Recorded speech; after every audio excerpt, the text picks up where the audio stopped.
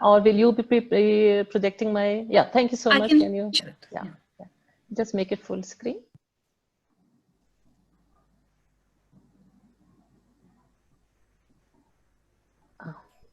Yeah, thank you so much for this opportunity. And the speakers before me have touched upon so many of very important points, which I had also in my PPT. So now I think I'll be definitely able to complete it in 10 minutes. Can you move to the next slide, please? Yes. So when we think of education and we're talking about value-based education, we often think of children to educate. But how do children learn? They learn by watching what adults around them are doing. So if we want any kind of education to be actually imbibed and practiced and used, you've got to bring about a behavioral change in the adults around them. So we need to begin with the adults, and they have all been named by the previous speakers ahead of me, the Panchayat members, ANMs, the officials, the police officers. I would also like to focus and bring in the spiritual leaders and spiritual organizations, because they have a huge influence on all of us, especially in India, on most of us, the family members and neighbors, and of course the adolescents, as Dr. Nair was talking about, in school, out of school, in colleges, NSS groups, and of course the children who are in school. Most of them should be in school, but and also those who are outside of school, and the very small children that were spoken about by Matt. Yes. But what are we going to teach? What do we want them to learn? And who's going to do this? Can we move to the next slide, please? Yeah.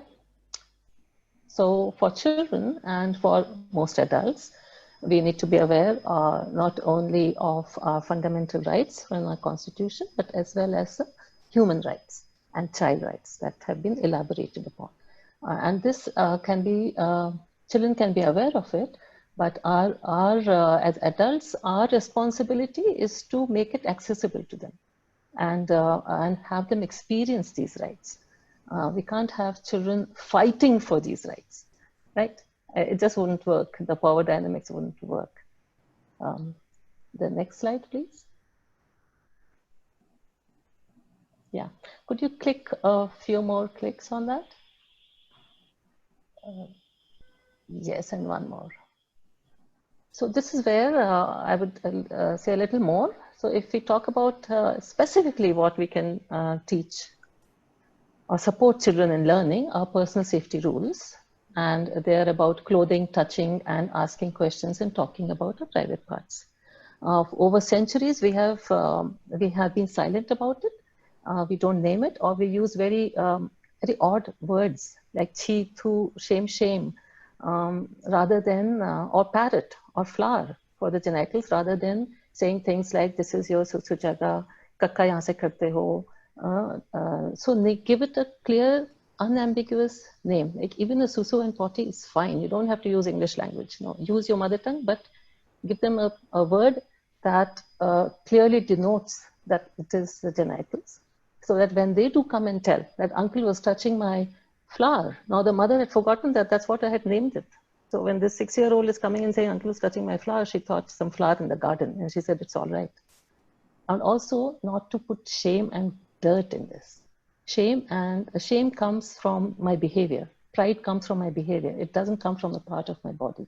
So if we can do that, and also not put the onus of child safety on the child by saying, don't let anyone touch you there. These are your private parts. Don't let anyone touch you there. How can a child prevent anything? How can an adult prevent anything that somebody has decided to do? I can only control myself, my muscles and my bones and what I say. So I will not touch others in an unsafe manner, just like I will follow traffic rules. Right? So that is the way we teach personal safety rules, and we follow them for ourselves and for others. And these can be taught from a very young age, 2 years, 3 years, of course, making space for the mutual exploration that happens between young children. From 3 to 7 years, they do touch each other. So we say that somebody older should not join in this kind of games. Right? And if somebody does, then you can come and tell me. The next slide. So it's, and a few more clicks, 2 clicks. So we do talk about personal safety rules, and just like we know that what to do in case somebody breaks a traffic rule, we need also to know what to do when somebody breaks a personal safety rule. Chrysalit, can you give 2 more clicks? There's a picture there. Yeah, and 1 more. So we can tell children that, or adults, that if somebody does break your personal safety rule, then you can say no if you can. See, we don't encourage children to say no. We tell them to obey, right? And listen and be quiet. So say no if you can. Go away from that abuser as and when you can. Now, you don't have to give up your life to escape some abuse, because your life is precious. Your life is about creating something useful for yourself and for society, perhaps. It is, and if I give up this life or have so much damage done to your body, just trying to resist somebody whose life purpose seems to be to cause abuse, be violent, whatever the life purpose of that person is, why should I give up my life for that? So go away from that abuser as and when you can, and we encourage children and adults to tell a safe adult. Who are safe adults? They follow these personal safety rules. So tell safe adults and go on telling until somebody takes action to not only keep you safe, but also take steps to stop the abuser from doing this to other children or to this child over and over again. So one thing very important here in trafficking situations, and as other speakers have brought out, avoid stranger danger, because the abusers, the traffickers are mostly people known to the child. So, and in fact, the stranger danger often keeps children from seeking help in contexts where they are surrounded by strangers. So this happened to this child who was brought to the CWC, and she was around 11 years, and she had been trafficked by her aunt and taken in various trains and all of that. So this member of CWC is my friend, and I asked her, so this friend asked the child, did you get suspicious at any point of time? So the girl said, yes, I was very suspicious. I didn't know what my aunt was up to. So she said, okay, did you ask for help? So she said, no, I didn't know anyone. So the child is sitting in this compartment. There are so many people in that compartment. When the aunt goes to the toilet, the child doesn't trust anyone, because she has been told, don't trust strangers. Strangers are dangerous. And the only one that she knows is her aunt who is trafficking her, right? So that is one thing. And we need to really bring up children by saying that not that this world is dangerous. You don't know who will do what, when, don't go out, don't this, don't that. No, no, no. You can't live like that from the age of 2 years till the time you die. You can't live in fear of what somebody is going to do to you. There are more safe people in this world than people who want to traffic and abuse children, right? So why say things like that? Why create this fear? Just tell them the rules and encourage them to report if somebody does break the rules. The next slide, please.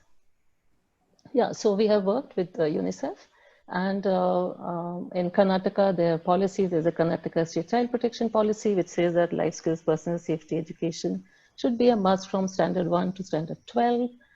In Telangana textbooks, we have inserted messages on personal safety, on gender equality, and on how to ask for help. We have put these cartoon pictures. So the various initiatives can be taken. There are various apps as well that I'll leave on the last slide in several different languages, Indian languages. So there are ways to reach children. Next slide, please. And for adults, what do they need to learn? Our fundamental duties, and to be humanistic, to observe violence, to individual and collective action, to take our nation to a higher level. And like this Mr. Srivastava did, he noticed children being trafficked in the train, and he got suspicious. He tweeted, and yes, the police came and took action and stopped it. So can we expand our circle of compassion? Next slide, please.